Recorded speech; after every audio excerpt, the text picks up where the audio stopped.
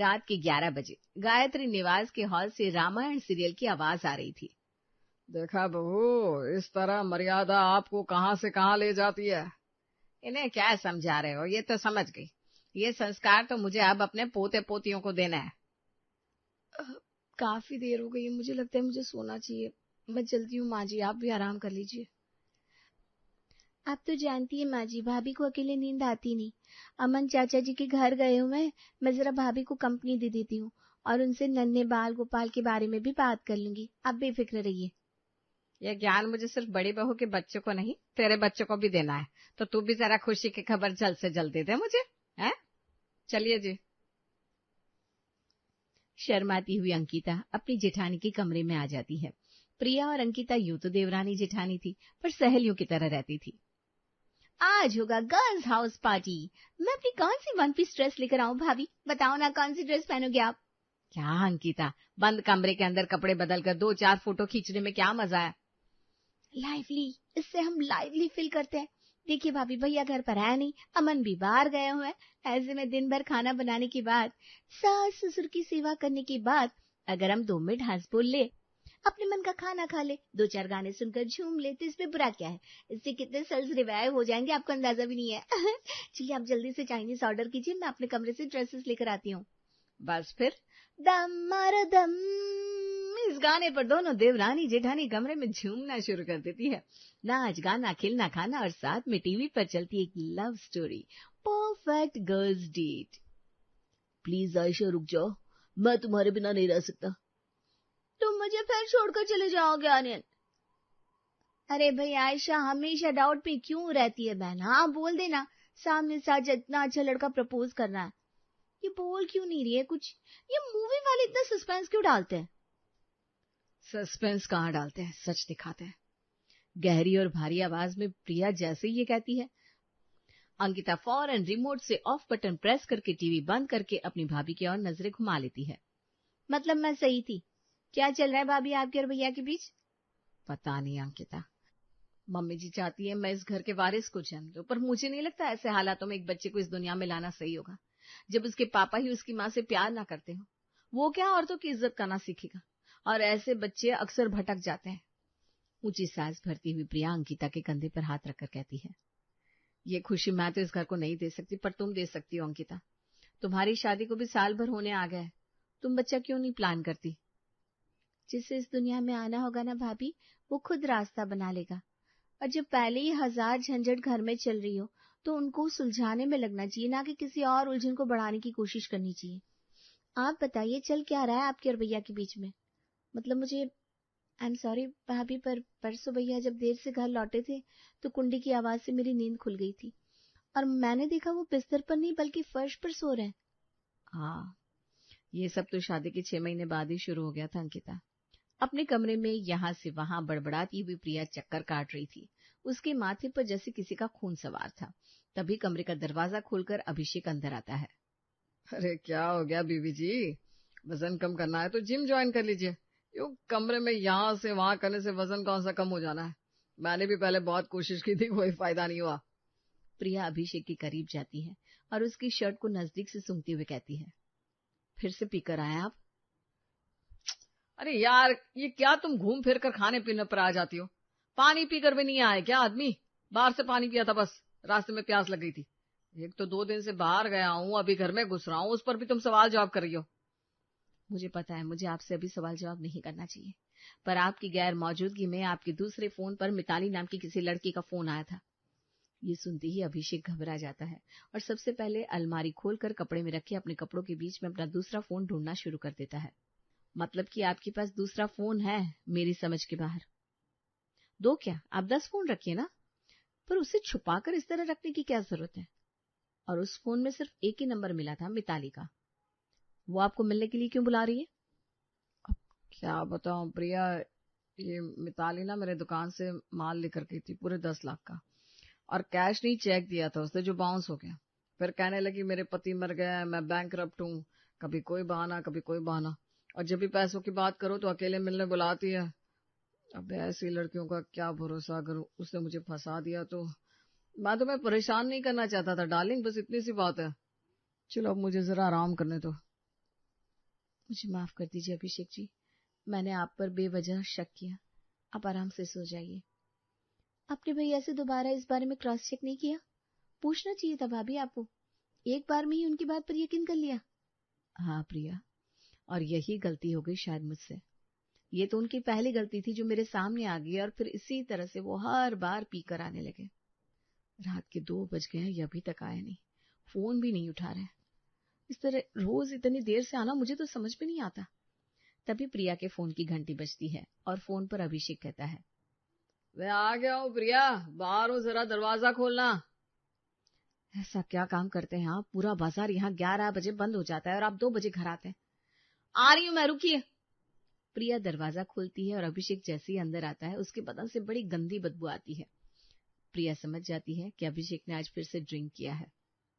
जब आप शहर से बाहर जाते हैं तब कह देते हैं कि बिजनेस ग्रुप के साथ बाहर गया था, उन लोगों ने जबरदस्ती पिला दी। पर अभी तो शहर से बाहर भी नहीं गए थे आप। दुकान से आते वक्त पीना, ये क्या नया टंटा पकड़ा है आपने? मैं पिछले कुछ दिनों से देख रही हूँ आप बहुत ज्यादा ड्रिंक कर रहे हैं। पापा जी या माँ जी को इस बारे में पता चला तो वो कितने दुखी होंगे। अरे मैं क्या करूं प्रिया, मैं जीना ही नहीं चाहता। जिंदगी तबाह हो गई है मेरी। बिजनेस में घाटे पर घाटा हो रहा है। इस टेंशन में मुझे नशा करने की आदत कब लगी मुझे ही पता नहीं चला। मैं जल्दी ही खुद को सुधारने की कोशिश करूंगा। पापा मम्मी से नजरें नहीं मिला सकते, इसलिए अब देर से आने लगा हूँ। हे भगवान, आपकी लाइफ में ये सब चल रहा है और आप अपनी अर्धांगिनी से ही छुपा रहे हैं। आपने मुझे कुछ बताया क्यों नहीं? आपकी खुशियों को बांटने के लिए सिर्फ आपकी बीवी नहीं बनी थी मैं। आपके दुख में भी पूरी भागीदारी है मेरी। शादी में जो मम्मी के यहाँ से गहने मिले हैं मुझे और यहाँ से जो माँ ने चढ़ाया है, वो सारे गहने मैं कल सुबह ही बैंक लॉकर से निकाल कर आपको दे दूंगी। आप उसे बेचकर काम में पैसे लगाइए, काम ज्यादा जरूरी है। इसी तरह वो हर बार मुझे एक इमोशनल स्टोरी सुनाकर खुद को विक्टिम दिखाते रहे और मैं उनके प्यार में पागल उनकी हर बात मानती रही। अपने सारे गहने मैंने उन्हें दे दिए, जिन्हें बेचकर उनके पास जो पैसे आए उससे उन्होंने गाड़ी खरीदकर अपनी दुकान के एक स्टाफ को दे दिए।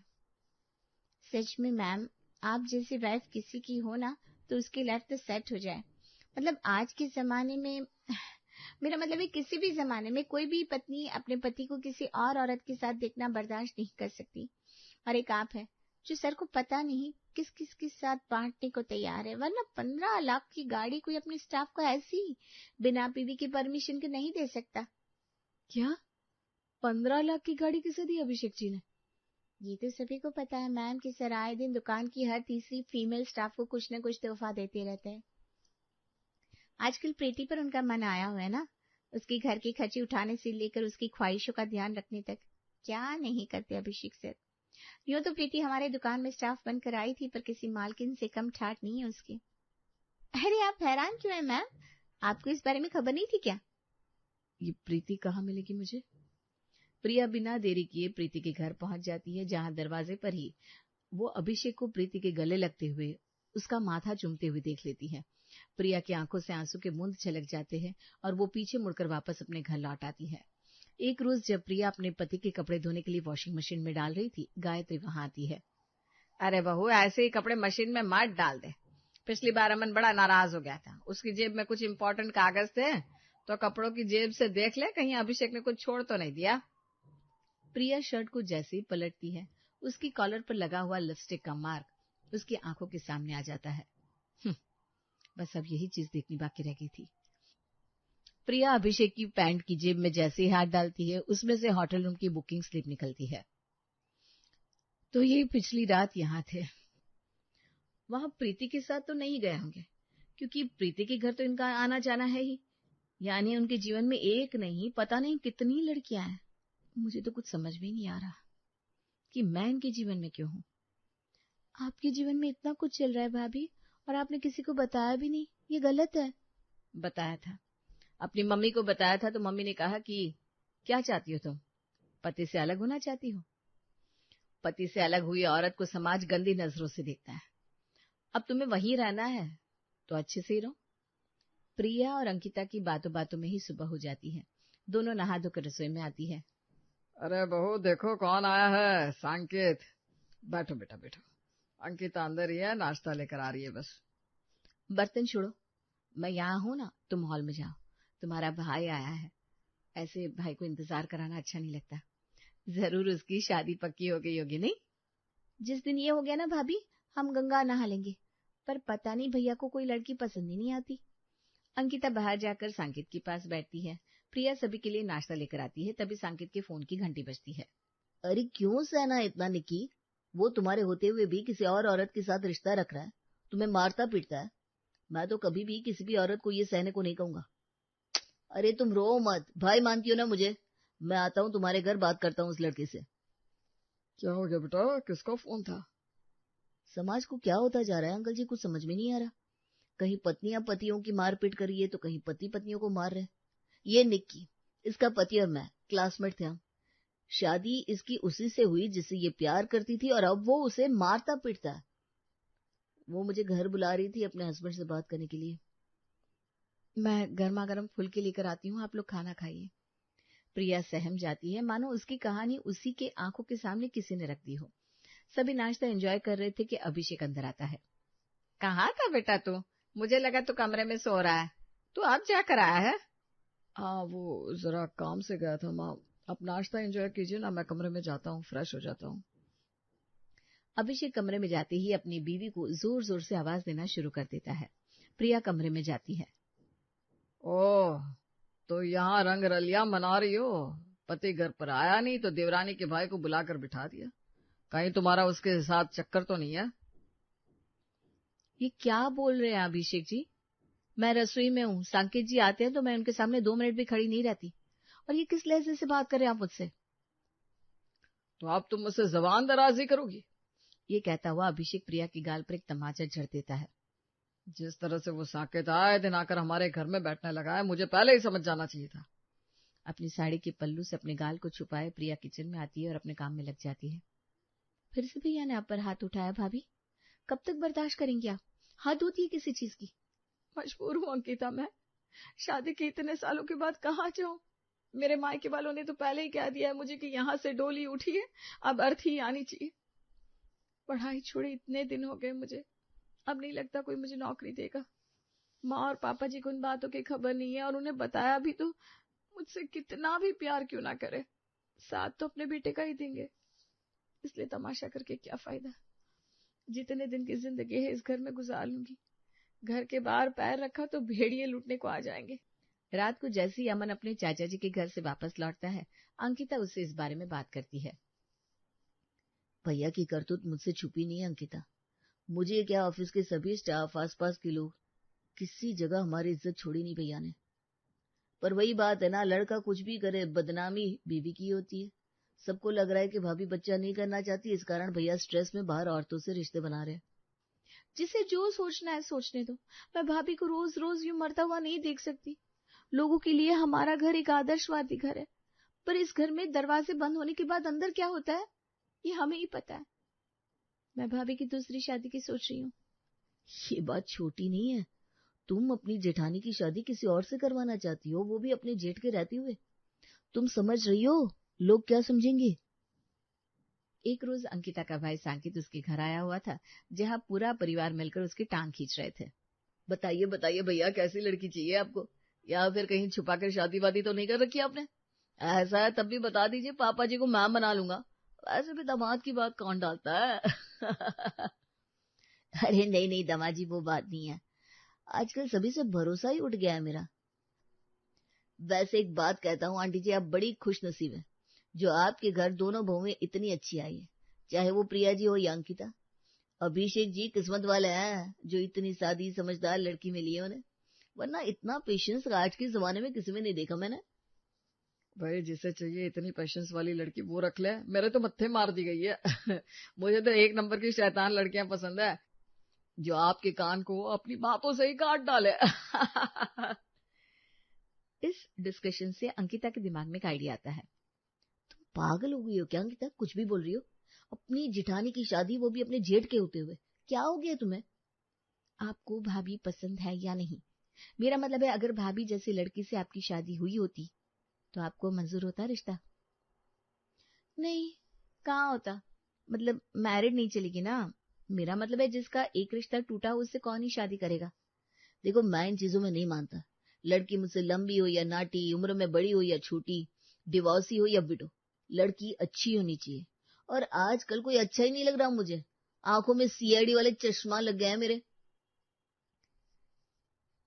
आपने न जाने कितनी लड़कियों को टॉक्सिक रिलेशनशिप से बाहर आने में मदद की है भैया। क्लास की हर तीसरी लड़की को बहन बना लेते थे आप। यहाँ रोज आते हैं, फिर भी आपको एक रिश्ते में फंसी हुई लड़की दिखाई नहीं दी। अपनी जेठानी और जेठ के रिश्ते की एक एक बात अंकिता अपने भैया को बता देती है। ये तो अजीब कश्मकश है। तभी चाय लेकर प्रिया कमरे में आती है। सांकेत की नजर झुक जाती है। ये क्या हो गया, आप दोनों चुप क्यों हो गए? कोई पर्सनल बात हो रही थी क्या? मैं तो बस चाय लेकर आई थी। ये घर आपका ही है प्रिया जी, आप ही यहाँ बैठ सकती हैं। देवरानी की भाई से शादी, इस बारे में प्रिया के दिमाग में कोई हिंट ही नहीं था, पर समय एक नया रास्ता बनाने को तैयार हो गया था। आपको क्या लगता है, ये रिश्ता आगे बढ़ना चाहिए या प्रिया को इस टॉक्सिक रिलेशनशिप में अपनी जिंदगी गुजार देनी चाहिए? कमेंट में बताइएगा जरूर।